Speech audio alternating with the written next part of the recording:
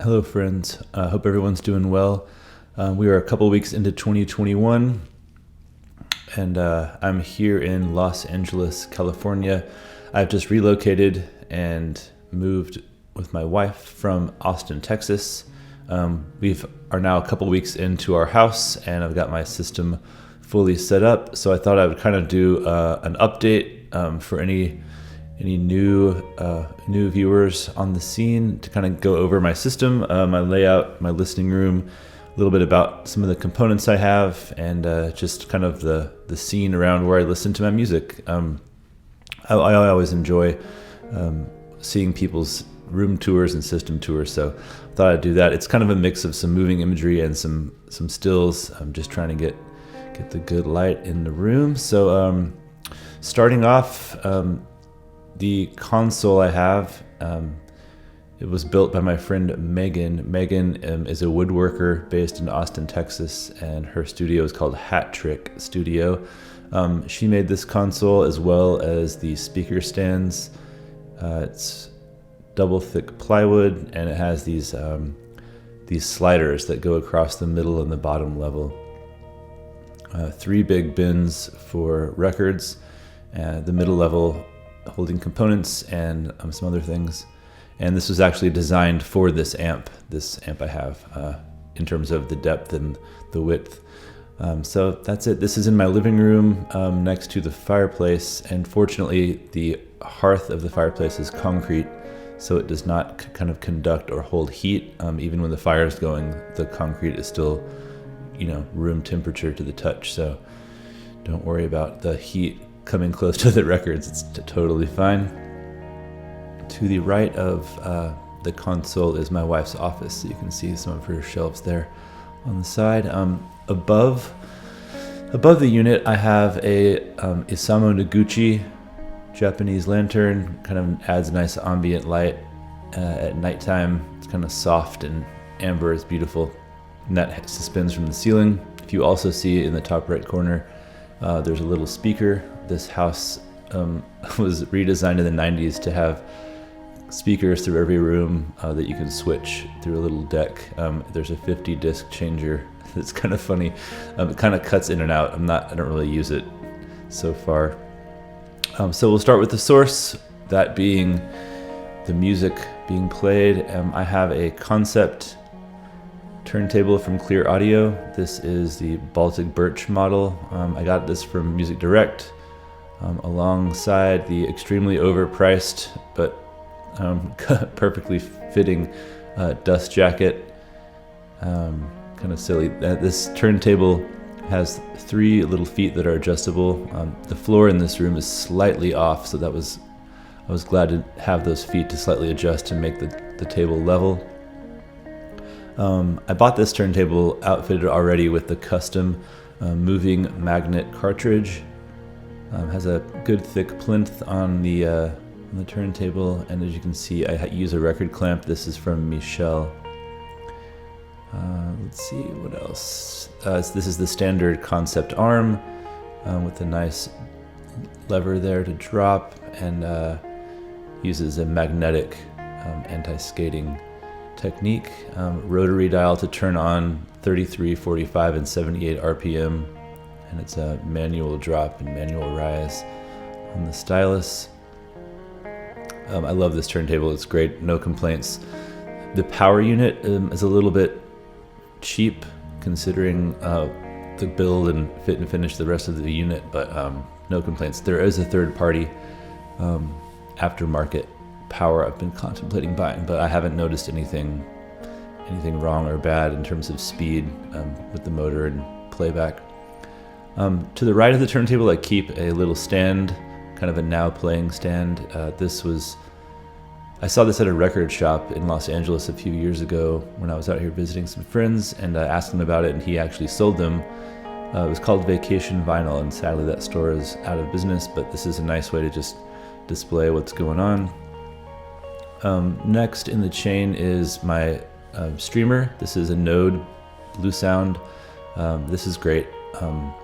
You can connect a phone directly to it through Bluetooth and stream different applications from a device. It sounds pretty great. to my ears. I don't listen to this too often. Every once in a while when I need to or want to. It's nice to have though. Next in line is a pretty inexpensive combo deck of a tape deck and CD player from Marantz. I found this on eBay.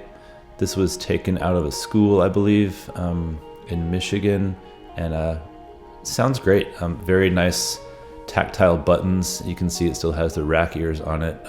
This is my least valuable, least expensive piece in my thing, but in my system. But it sounds great. I really enjoy listening to cassette tapes.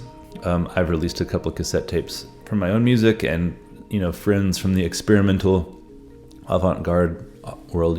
Cassette tapes are kind of making a comeback, so it's nice to have that along with the CDs when you're not spinning records.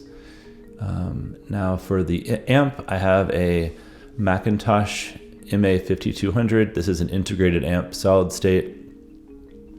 Of course, the patented McIntosh backlit green and blue VU meters. Beautiful at night, especially when you have low lights, just to see the blue glow coming from that. This unit is a beast in terms of weight and size. I haven't had any problems with it at all. It has a switchable mono stereo selection, and I love it. It's not the best thing in the world, but it's definitely not the worst. It's solid, sounds great to my ears, has everything that I need for my current listening desires. I love it. It's great. And coming out of the amp, we're going to a pair of Buchardt S400. I believe that's what the model is. These are the Danish company, direct to consumer, and these have a 30-day trial audition period. When I bought these, I was contemplating getting some Harbiths, the UK speaker company, and it was between these and the Harbiths. I got these first, and after maybe 10 or 12 days of listening, I didn't even want to try the Harbiths. These sound so great. There is a bass port in the rear of the speaker that has beautiful low-end response. These are now broken in, I believe, to a great degree, and they sound wonderful. And these stands, again, my friend Megan from Hat Trick made, have a tilt back. You can see on the back there's a little lip that holds it. And throughout the whole system, I have Russ Andrews power for all the components, with the exception of the Marantz, which is a hardwired power cable. And all of my interconnects and all of the speaker cable are from Kimber throughout, as you see there on the back of the speaker. Now on the top, we'll go through some of the cubby holes here on the unit. The top deck I have my meager 7-inch collection. These are mostly punk and like indie stuff from the 90s and aughts that sit next to the Node. And going down the next level, there's about three sections deep of CDs, just alphabetized A to Z. So I have to kind of dig through to get stuff that's into the alphabet, and then a stack of the non-jewel case there on the right. The main three sections of the unit, I mainly keep Audiophile. The first two are jazz, all jazz. The far left and the middle space are all jazz. Going to the right, I have mainly classical, and then the rest is filled with some audiophile editions that I've collected over the past few years. Analog Productions, Mobile Fidelity, Classic, ORG, Speaker's Corner, yada, yada, yada. I love this thing, and having the sliders is kind of nice, just kind of an aesthetic choice that I made when we designed this together, and I love this thing.